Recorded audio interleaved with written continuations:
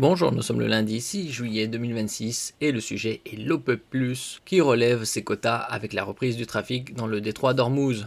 Le détroit d'Ormuz par lequel circule 1/5 du pétrole mondial, un quart du gaz, des milliers de tonnes d'engrais pour l'agriculture, également du gaz de type hélium pour la high-tech, entre autres. L'Arabie Saoudite, la Russie et 5 autres membres de l'OPEP+, ont décidé dimanche de relever leur quota de production de pétrole de 188 000 barils par jour à partir du mois d'août. Une décision prise alors que la navigation s'améliore progressivement dans le détroit d'Ormuz et que les marchés anticipent un retour des barils du Golfe. Actuellement, on peut voir par exemple le baril de Brent. Je vous avais dit que fin juin, ce serait aux alentours de 75 $. Actuellement, c'est à moins de 72 $ le baril de Brent. On peut voir l'évolution sur 3 mois. Au plus haut, c'était 126. Ça a diminué en continu depuis mi-mai. Actuellement, 1 euro, c'est 1,14 $. N'oubliez pas de vous abonner pour plus de news nationales, européennes et internationales sur ce monde dans lequel nous vivons. Le pétrole du Golfe s'apprête à faire son retour sur le marché mondial. L'Arabie Saoudite, la Russie, l'Irak, le Koweït, le Kazakhstan, l'Algérie et Oman ont décidé dimanche d'augmenter à nouveau leur quota de production. Les 7 pays vont mettre en œuvre un ajustement de la production de 188 000 barils par jour à partir d'août 2026, a annoncé l'organisation des pays exportateurs de pétrole OPEP dans un communiqué. Le pétrole, on a vu donc le baril de Brent à 72 $. Il y a environ 4 mois et demi, il était aux alentours de 71 $, donc quasi le même prix, juste avant le conflit du 28 février. En revanche, les prix à la pompe restent très élevés, bien plus élevés que mi-février 2026. La production devrait accélérer en août. La signature, le 17 juin, du protocole d'accord entre l'Iran et les États-Unis a ouvert une période de négociation de 60 jours reconductible.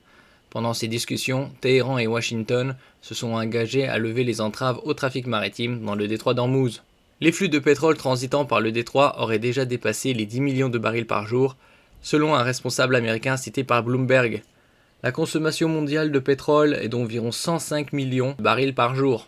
La reprise de la production prendra toutefois davantage de temps. Pour l'instant, la production reste probablement en deçà des objectifs, l'OPEP+, estime Giovanni Staunovo, analyste chez UBS. Le risque d'un surplus de pétrole.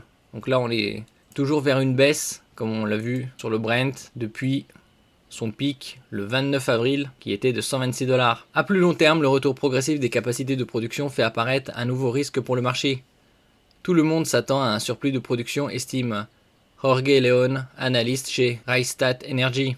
Dans un premier temps, les pays producteurs devraient utiliser une partie de leur production pour reconstituer les stocks dans lesquels ils ont puisé pendant le conflit.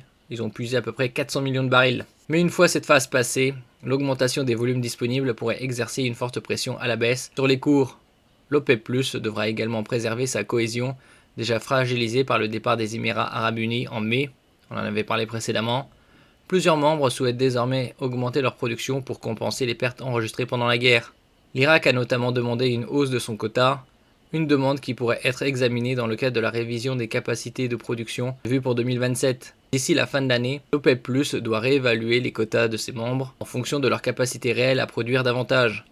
Un exercice qui pourrait raviver les tensions au sein de l'alliance pétrolière. Merci pour votre écoute et à la prochaine.